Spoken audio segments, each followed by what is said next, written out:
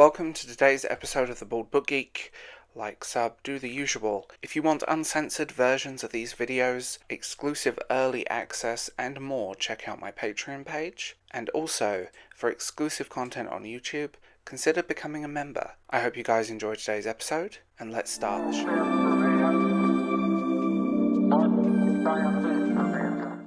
We have a lot to talk about, and I was going to do individuals on each of this, but I thought it would be more interesting just to pack it into one. Kind of an overview of everything that's been going on, and I hope you guys like it. Gothic Therapy, one of my favourite channels, I'll tag them, basically gone on a Bot Crusade, and him and his wife are absolutely fabulous. I just want to say that. They're wonderful. I love their just humour. It's brilliant. And just the Bot Crusade has been quite interesting. And people are angry that the Disney bots are being found out. Like, oh, I knew this already. Well, why didn't you say anything? You know, like the amount of stuff that goes down is amazing. And I'm sure I've had bots in my comments on YouTube. I'm sure of it. Because whenever I talk about Rings of Power, I'll get the same comments copy and pasted from multiple anonymous accounts. Multiple. Like several hundred of them sometimes. And it would get really old. Now, here we are. I'm sure other companies use them. I'm 100% sure. And apparently Elon Musk is doing a bot purge. I mean, I've lost 750 followers at this point. That I find quite interesting. Like, I've lost 752, actually, followers since. So, I do wonder who the bots. It's just fascinating to watch. And just, like, the entertainment industry is trash at the end of the day. And just seeing this happen and seeing stuff, and I have a very low opinion of a lot of the entertainment industry, but I always had a feeling comments and tweets and stuff were bots just because of the language used in them. It's fascinating. And there's nothing I can really say on this. Just watch the Gothic Therapy channel. I'll tag them down below. Because I'm going to be doing an episode on the bots alone, but it's taking more research than I thought it would take. So, we're going there at some point in the future, hopefully. And we'll just see. We will just see what goes down. And I think this is a far more common problem than most people even realize. Like, it's been so apparent for so long, and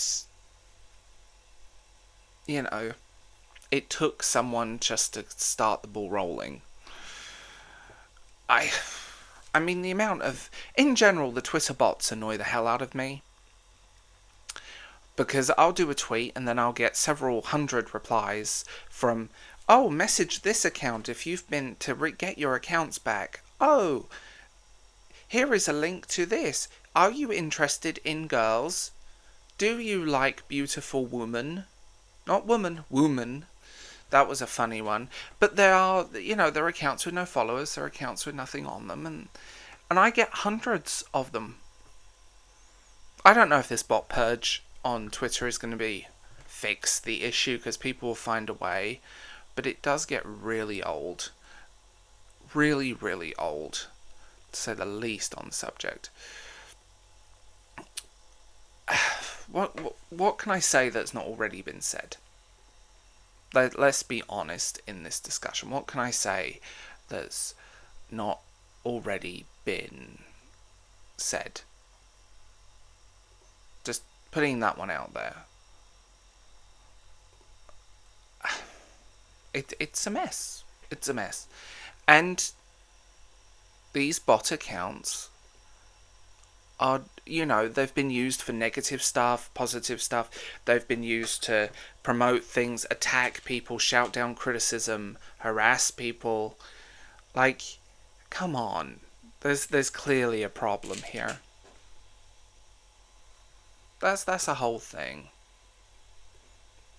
And hopefully now people are getting wise to it. It will start fixing the problem, but who knows? Who knows? What else has gone down? My God, I watched The Room.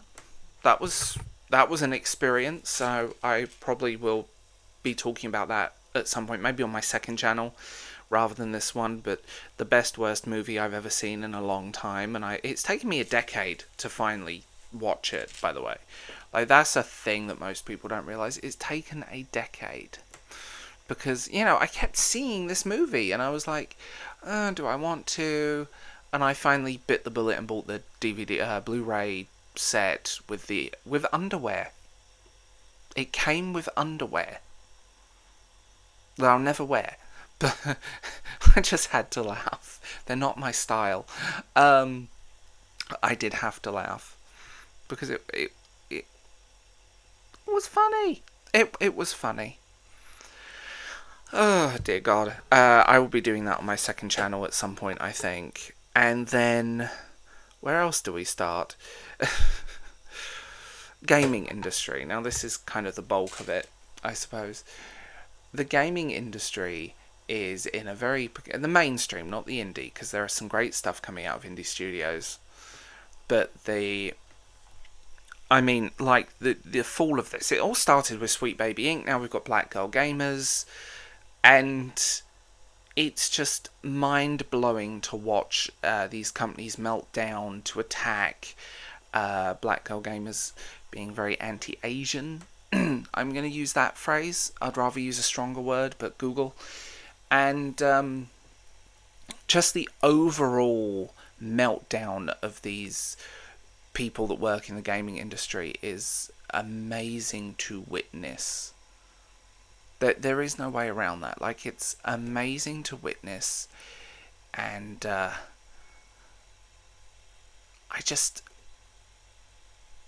my God, watching these so-called journalists cheer on the possible unaliving of someone's family, it's just disgusting. These people are parasites, and there's no way around it. There's no if, buts, and maybes. These people are genuinely parasites, and that's it. There's, seriously repulsive people. Let's be honest. To cheer this stuff on and clap like seals was just horrendous to watch. Like, how gross can people be? And just watching all of this go down and watching... Like, the video game industry is not in a good place, and people like these consultancy companies, but too many to list, have been the death of many games. Like, it has been the destruction and death of many games, and allegedly linked to the closure of a where do I start? The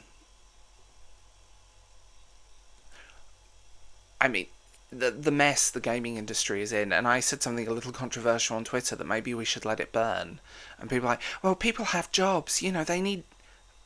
If they're not doing a good job, why should they have the job? Have you not played games in the last few years? The amount of crap that's come out of these studios is absolutely shocking. And you have to clear out the people that are incapable of doing their jobs. It's not that difficult. If you are incapable of doing a job, you're fired. I don't have any sympathy or empathy for these morons, these consultancy companies, and it's their fault. Let the industry burn.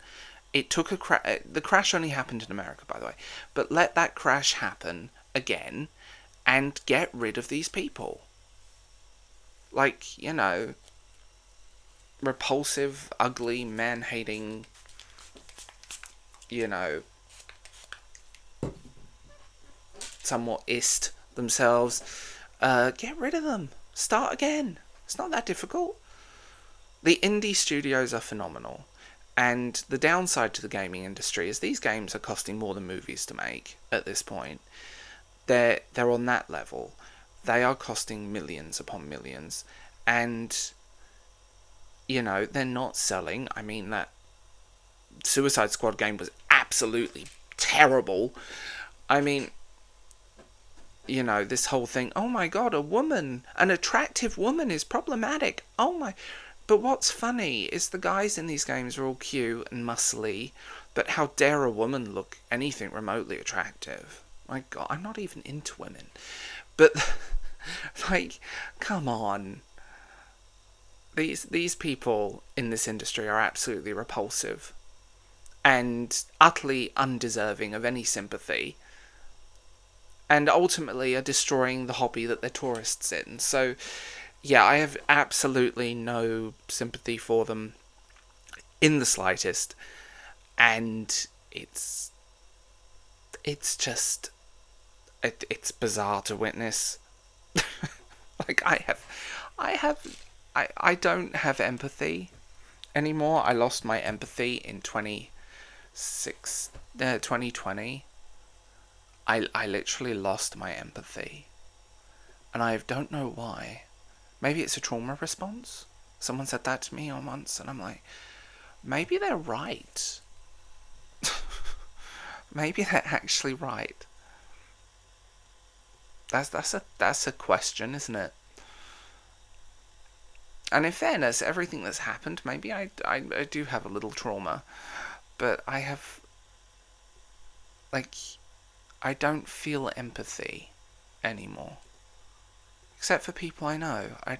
You know, people talk about wars and all of this stuff that's happening in the world, and I don't feel a thing about it. It's so strange, and I don't know why. Should I be worried? Like, should I be worried? Will I turn up on the news? But yeah, I mean, in all seriousness, like, you have to clear out the industry sometimes. You have to clear it out. I mean, look at the Black Girl Gaming stuff. Like, these people are tourists. They're in our spaces. They're making up a narrative that isn't there. Like, it's absolute trash. It's trash. The industry has fallen to the point that I've just realised as I'm recording this that Assassin's Creed predicted the future. Holy Mother of God. They just got the timeline slightly wrong. I'm just having a moment. But yeah, like, as a gamer, as someone that has spent way too much time playing video games, like, seeing this stuff happen, seeing how the industry has changed, like, you know, that stupid warning in Tomb Raider, the collection, just made me laugh, because it was like, I bought it, but if it had been any other thing, no way in hell. I bought it because I wanted to play those games properly again, and I know who created it. But, like, the industry is in a horrendous place. It's just absolutely bizarre to witness. And it's... Where do we start with this stuff? Like, just make a game. Make a good game. Make a game that people want to buy. We don't want modern intersectional politics and intersectionality and real world politics and all of this crap reflected in games. We want to escape from reality. We want to get away from the crazy that is this world. And the problem I keep seeing is that people are so desperate to insert this stuff in. But what's the point? Because people just want to escape. Why is escapism problematic? Like, can we just ask that question? Like, there's something severely wrong with people who think escapism is problematic. Like, there is no if, buts, and maybes. And yeah, it's just it's it's bizarre to witness, and it's oh my god.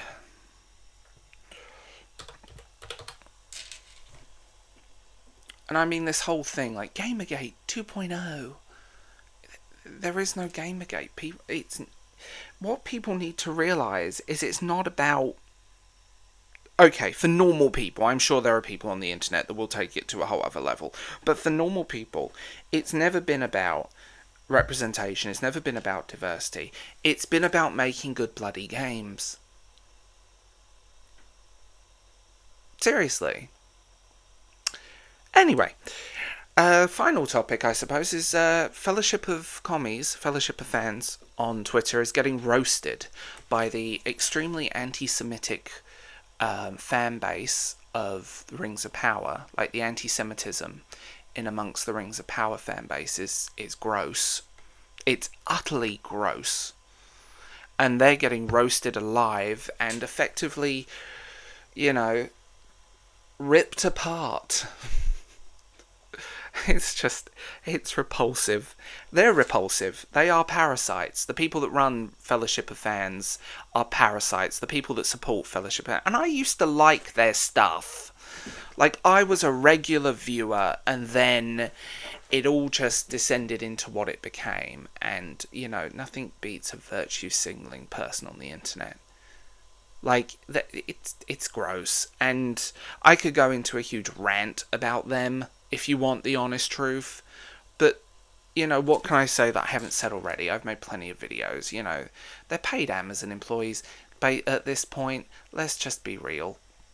Let's just be real. It's just, I like, the whole entertainment industry needs to collapse. That is my thing. Like, outside of everything that's happened, the whole entertainment industry just needs to collapse. It needs to be wiped from the face of the earth, and it needs a reset. It needs something done, because it's in a place where the industry is just burning. And it's all their fault. Like, the consumer are not interested in mediocre products anymore. That's the thing that gets me. Like, the amount of mediocrity being produced is amazing. But also, the consumer is seeing through it. And as a consumer, we're talking with our money. And, you know, it's just ridiculous. And we are, you know, like, these things aren't making money. These things aren't doing anything. It's just fascinating to witness and watch.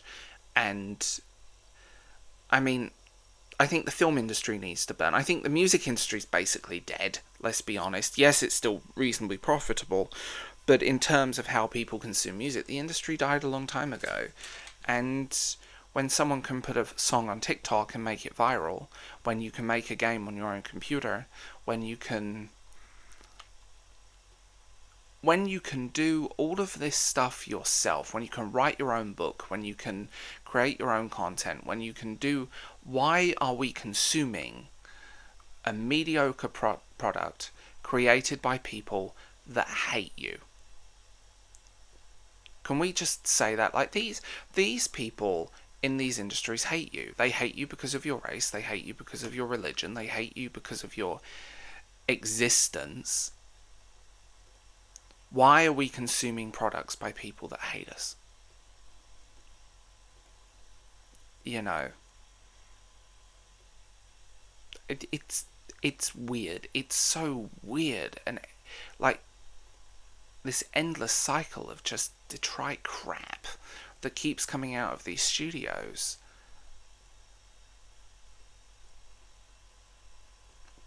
it just, it's fascinating to witness, and it's fascinating watching the degradation. You know, cultural Marxism is a thing, but we're seeing it more and more. But you know, at one point, I think the last true golden age was of gaming, of entertainment, was decades ago.